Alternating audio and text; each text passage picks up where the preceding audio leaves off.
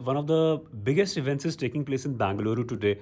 I have always known you as one of the leading men who brought the concept of semiconductor and chips to this country in a way that you went to the US, you worked there.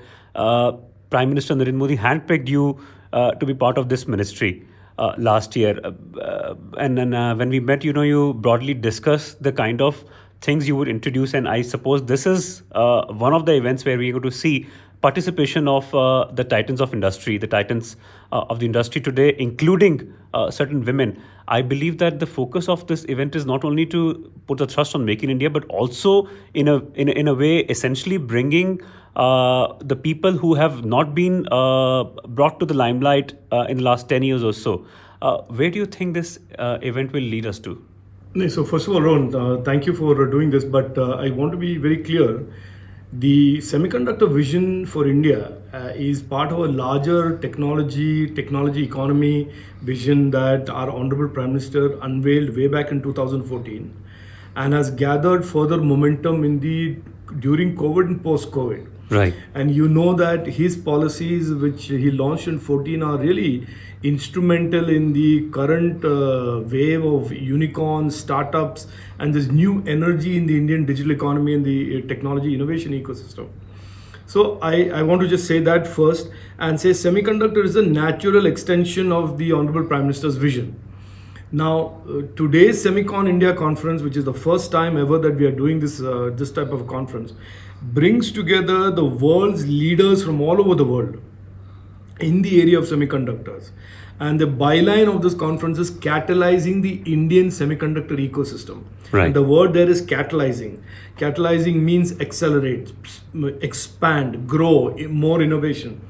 And at the heart of this is the knowledge and the confidence that the future 25 years of India's technology innovation ecosystem will be driven to a large extent by our startups, our youth, and that semiconductor, electronics, digital innovation represents opportunities that are being created for them for investment, for entrepreneurship, for excelling of the kind that we have never seen in the last 70 years of India as an independent country. So I think that is where we are at.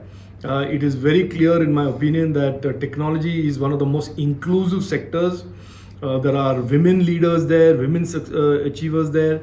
There are young Indian achievers here.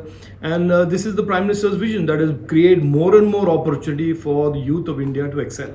I also see the participation in the list from those people who you have worked with in the 80s and 90s, including a gentleman, Mr. Windham, and also those people who have seen you grow, taking one industry to another in India. How excited do you feel and how emotional do you feel getting connected to the past? Look, I obviously have an obligation and responsibility that the Honorable Prime Minister has given me, but I'm at the heart an individual, technologist, and I feel very satisfied today.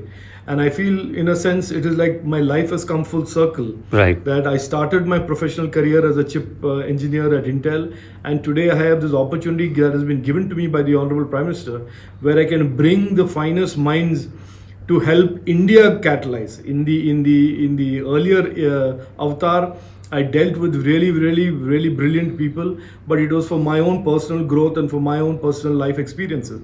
And today I have an opportunity to do the same, maybe on a bigger canvas, and on behalf of the people of India and the government of India, to help build the next 25 years of an ecosystem that will be truly transformational and truly world leading, world beating. I know you have a tight schedule. One last question before I let go of you. What are the biggest gains that you see from this event? 3 days. I think it is already clear that the world has woken up to Prime Minister Narendra Modi ji's vision. It has woken up to this new India that we are now, that the world is in great respect and awe of after COVID especially. And the newfound confidence in India that we can take on these higher tech projects, high tech capabilities and build them.